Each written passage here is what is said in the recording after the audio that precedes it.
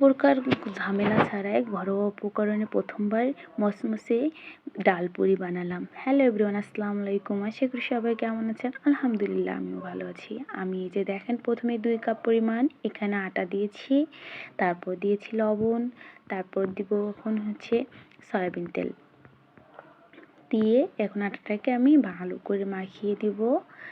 আর এই যে কিছুক্ষণ দেখেন সুন্দর মতো আটাটাকে আমি মাখিয়ে নিচ্ছিলাম। এইভাবেই কিছুক্ষণ যখন আটাটা আমি মাখানো হবে আর কি, যখন একদম আটাটা একটু চিপ দিলে, একদম আর কি মুষ্টি দিলে আর কি একটু লেগে আসার মতন হবে, তো আমি তখন হচ্ছে নর্মাল পানি দিয়ে আটাটাকে একদম সুন্দর করে আস্তে আস্তে ছানিয়ে আমি ডো তৈরি করে নেব একটা সুন্দর একটা। তো এদিকে আমি হচ্ছে এই যে মাখিয়ে নিয়েছি, এখন পানি দিয়ে ছানিয়ে নিচ্ছিলাম আটাটাকে। আর আটাটাকে ছানিয়ে নিয়ে একদম ডো তৈরি করে আমি একটু রেস্টে রেখে দেবো কিছুক্ষণের জন্য। আর এর পাশাপাশি আমি ডালটা তৈরি করে নেব, যেহেতু ডাল পুরি করব। আর হচ্ছে এই যেখানে দেখেন আমি একটা কড়াই বসিয়ে দিয়েছি, তারপর ডাল এখানে যে আমি ধুয়ে পরিষ্কার করে রেখেছিলাম, তারপরে এখানে হচ্ছে মরিচ কুচি পেঁয়াজ কুচি দিয়ে একটু পানি দিয়ে একটু হলুদ দিয়েছিলাম। আর কিছুক্ষণ পর যখন টকবক উঠেছিল তখন একটু জিরা গুঁড়া আর হচ্ছে লবণ দিয়ে একটু ডালটাকে ভালো করে সিদ্ধ করে নিয়েছি।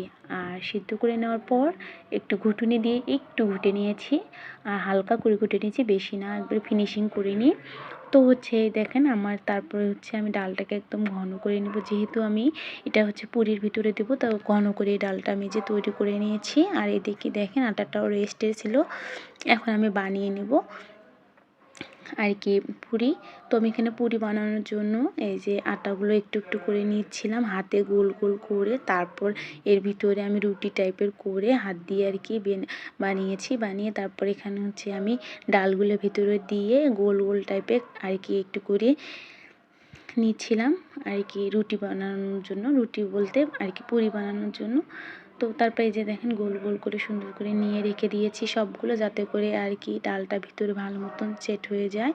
তারপরে এই দেখেন সুন্দর করে আমি এখন পুরিগুলো সবগুলো একটা একটা করে বানিয়ে নিচ্ছিলাম। তো যাই হোক, পুরিগুলো মোটামুটি ভালো হয়েছিল, যেহেতু প্রথমবার বানিয়েছি, তারপরও আর কি ভালোই হয়েছে।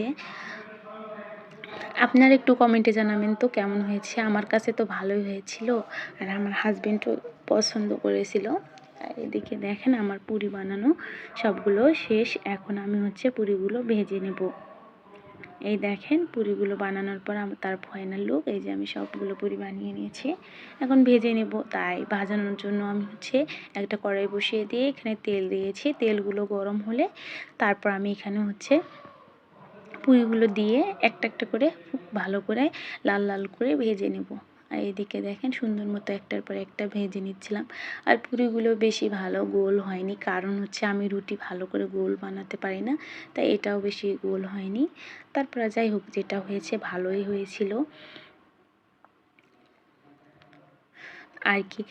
কোনো প্রকার বাইরের কোনো জিনিস ছাড়াই, অস্বাস্থ্যকর জিনিস ছাড়াই খুব সুন্দর একটা পুরি রেসিপি আপনারা চাইলে বাসায় ট্রাই করতে পারেন, আপনার প্রিয়জনদেরকে এভাবে খুশি করতে পারেন। আমার হাজব্যান্ড তো বেশ খুশি হয়েছিল, আমি হঠাৎ করে তাকে এইভাবে পুরি বানিয়ে দিয়েছি। তো যাই হোক, এই যে তারপর দেখেন পুরিগুলো এই দেখেন কত সুন্দর হয়েছে, আর খেতেও বেশ মজা হয়েছিল। তো এই পর্যন্ত আজকের ভিডিওটা, টাটা, আল্লাহ হাফেজ।